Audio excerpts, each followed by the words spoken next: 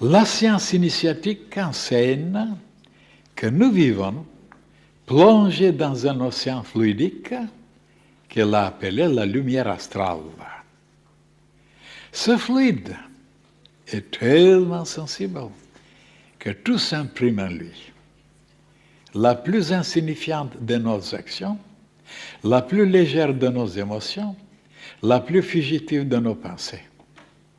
Tout se réfléchit en lui jusqu'à confins de l'univers, c'est-à-dire jusqu'aux limites du zodiaque, car l'enseigne du zodiaque représente les frontières que Dieu a créées pour le monde manifesté.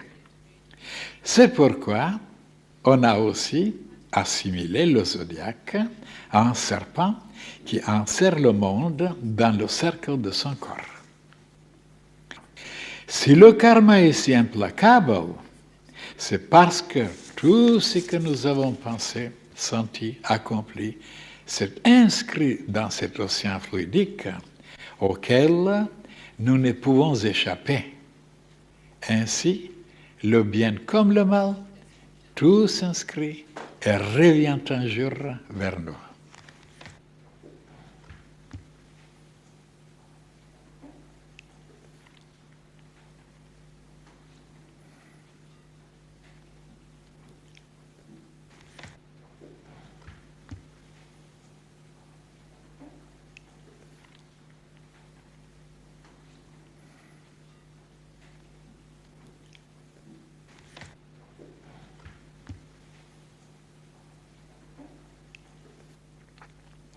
En écoutant cette page, mes chers frères et sœurs, on trouvera qu'on a déjà parlé là-dessus.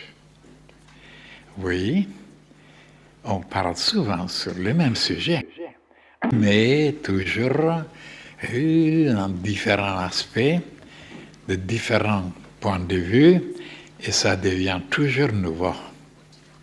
Ça sera la même chose aujourd'hui, même pour le karma, même pour le zodiaque. Alors, qu'est-ce que ça veut dire maintenant? Comment la science initiatique, c'est-à-dire comment les gens comprennent la science occulte. Mais d'après moi, la science occulte, ce n'est pas encore la science initiatique. La science occulte, il y a beaucoup d'occultistes qui l'appellent comme ça. Mais alors, qu'est-ce qu'on étudie? On étudie toujours la magie noire, toutes ces manifestations, tout ce qui s'enregistre, toutes les choses qui sont tout près des humains dans le plan astral. Mais la science initiatique va beaucoup plus loin, beaucoup plus loin. Et même les occultistes n'ont pas une idée encore très claire sur la science initiatique. Elle est infinie. Elle est tellement vaste. On ne peut pas la connaître complètement. Parce qu'il faut être plongé, c'est-à-dire fusionné avec l'intelligence cosmique. À ce moment-là, oui, on la connaît. Parce qu'elle embrasse tout ce qui est le plus subtil, le plus inconnu, le plus extraordinaire, qui nous échappe même à nos moyennes, à nos chakras même. Même les chakras sont limités. Maintenant, comment on comprend le mot lumière astrale? D'après les occultistes, la lumière astrale, c'est un fluide que les humains émanent, que les étoiles aussi, que toutes les créatures émanent, même les plantes, même les cristaux, une lumière astrale, ils disent, qu'elle a des couleurs. Astral, ça veut dire ça vient des astres. Mais en réalité, ils ne savent pas qu'il y a plusieurs espèces de lumière astrale. Comment alors Hermès Trismégistus l'a appelé? Il ne l'a pas appelé lumière astrale, il l'a appelé télesme. Et qu'est-ce que c'est ce télesme? Ben, c'était une lumière qui venait du soleil, puisqu'il le dit dans la table d'émeraude qu'il a laissée quelque part dans un tombeau.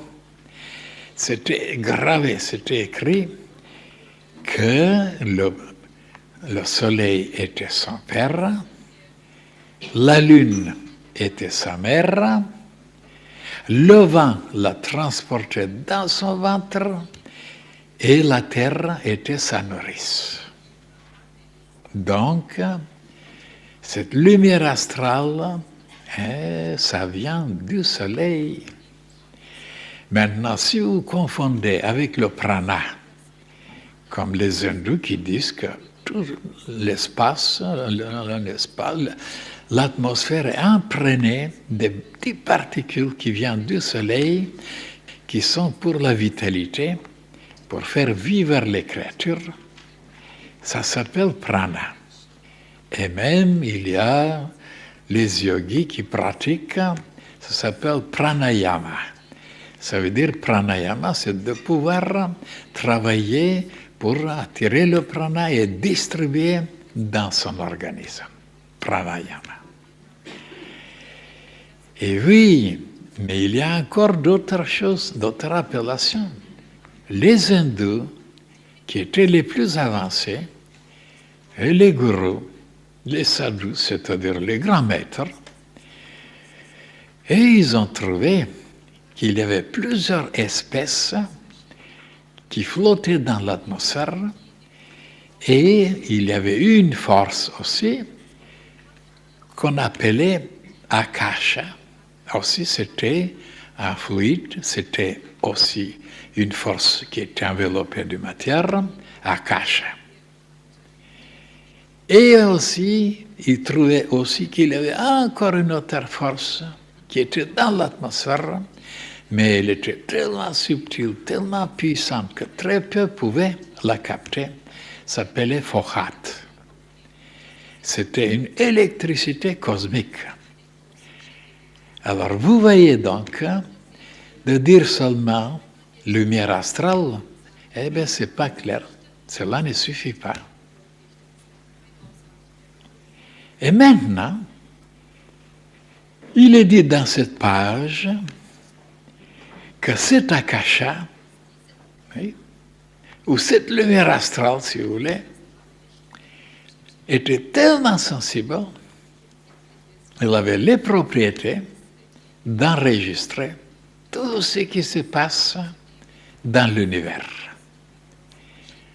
dans notre monde aussi, nos pensées, nos sentiments, tout ce qu'on fait, les moindres choses. Maintenant, la preuve que tout s'enregistre sur les moindres choses, je vous ai déjà parlé d'une clairvoyante qui est en Bulgarie, qui s'appelle Vanga. Alors, qu'est-ce que c'est cette femme Vanga? Ben, c'est une femme, mais elle est âgée maintenant, mais elle a perdu la vue quand elle était très jeune. Elle est tombée dans une broussaille où il y avait des épines. Alors, elle était blessée dans les yeux, elle est aveugle. Elle est aveugle physiquement. Et elle voit tout, le passé, le présent, l'avenir, en détail, d'une façon stupéfiante. Et même le gouvernement, je vous ai dit, il lui a fait une maison pour recevoir des clients de tous les pays. Et c'est lui qui prend l'argent et un petit peu pour Vanga. Et alors, comment ça se fait que des personnes qui ne sont pas là, auprès d'elle, qui sont dans d'autres pays, mais qu'ils ont envoyé un morceau de sucre. Et alors, qu'il a tenu quelques minutes dans sa main, comme ça. Si vous pesez maintenant ce morceau de sucre, ben, vous ne trouverez rien. Ni avec les microscopes, ni avec... ni c'est plus lourd, ni c'est plus... Alors, qu'est-ce qu'on a mis dans ce morceau de sucre? Ah, un fluide, une émanation, quelque chose qu'on émane, qui est impondérable, invisible. Et cette chose-là, justement, cet élément-là, contient tout le caractère, toutes les maladies, toutes les qualités, toutes les vertus, les faiblesses, les défauts, les vices de cette personne qui avait tenu le morceau de sucre. Et elle vous le dit. Voilà, il est comme ça, il est comme ça, il va mourir de ça, et il était comme, dans tel accident, dans telle blessure, en détail. Et comment alors les savants, comment ils peuvent maintenant expliquer ça? Que l'homme laisse des traces, des empreintes partout, partout, partout, sans se rendre compte. Là où il habite, la personne qu'on embrasse, ce qu'on écrit, partout on laisse des traces de son caractère. Et maintenant, la phrase qui est là. Je parle maintenant du zodiaque. Et que c'est une frontière, le zodiaque. Et que tout ce que nous envoyons dans le monde peut revenir vers nous. Et alors, donc, prenez maintenant une chose. Quand vous êtes dans les montagnes, sur les montagnes, vous parlez quelque chose, prononcez quelque chose. Et les montagnes le renvoient. Il y a donc une paroi, il y a une frontière, ça se reflète, ça se répercute, comme quand vous jetez une boule, elle bondit, ou sur une paroi, elle vient vous frapper. Alors, ce sont des lois physiques, ils sont reflets des lois spirituelles. Et les physiciens n'ont rien compris, puisqu'ils n'expliquent pas la profondeur d'une chose pareille.